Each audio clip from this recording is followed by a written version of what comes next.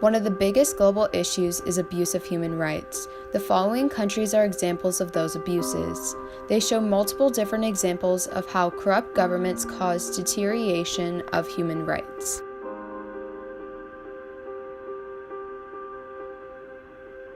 In Sudan, protesters swarmed the streets. They tried to march on parliament wanting to hand in a petition for the president to resign, chanting freedom, peace, and justice, and overthrow.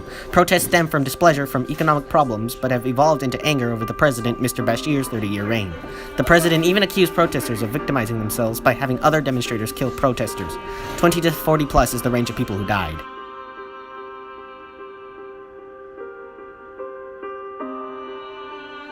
In Australia, they are currently facing overpopulation in their jail cells. Due to this, they are using starvation to slowly kill off the prisoners. They are also cutting off all lights, resulting in mass depression and suicides. In offshore juvenile detention centers, they are torturing the children to correct their behavior, but are taking it too far by sexually assaulting and harassing them. Lastly, in 2017, the Australian government passed a ban on all Muslim immigration into their country in hopes to reduce the amount of Muslim refugees entering their country.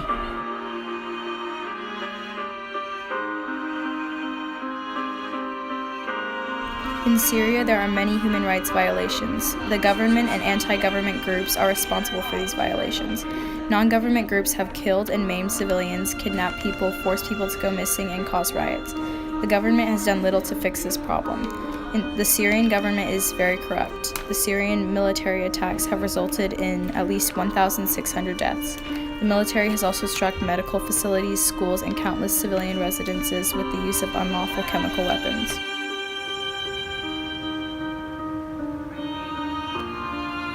In Ukraine, the government has restricted a freedom of expression and association.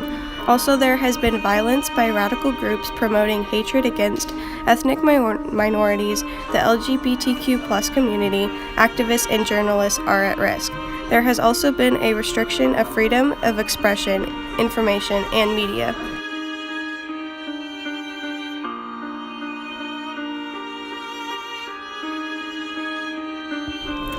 In Mexico, the rate of injustice killings have been skyrocketed. Girls and women are not protected from domestic violence, and the government has done nothing to help human rights violations.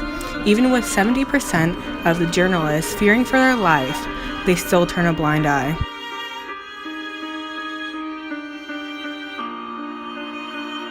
Under the leadership of President Hugo Chavez and President Nicolas Maduro, erosion of human rights guarantees have enabled the government to intimidate, censor, and punish its critics.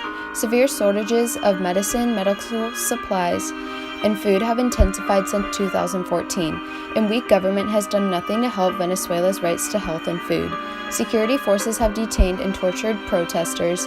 Other persistent concerns include poor prison conditions and constant human rights abuses.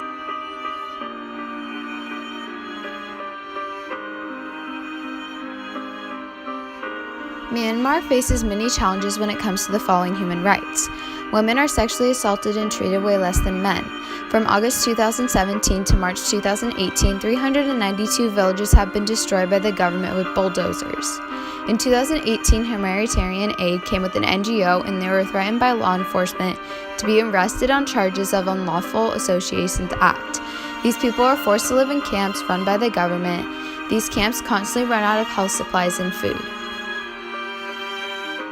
These countries are just a few examples of human rights abuses. There are many others, and it is important that people continue to reach out and try and end the abuse.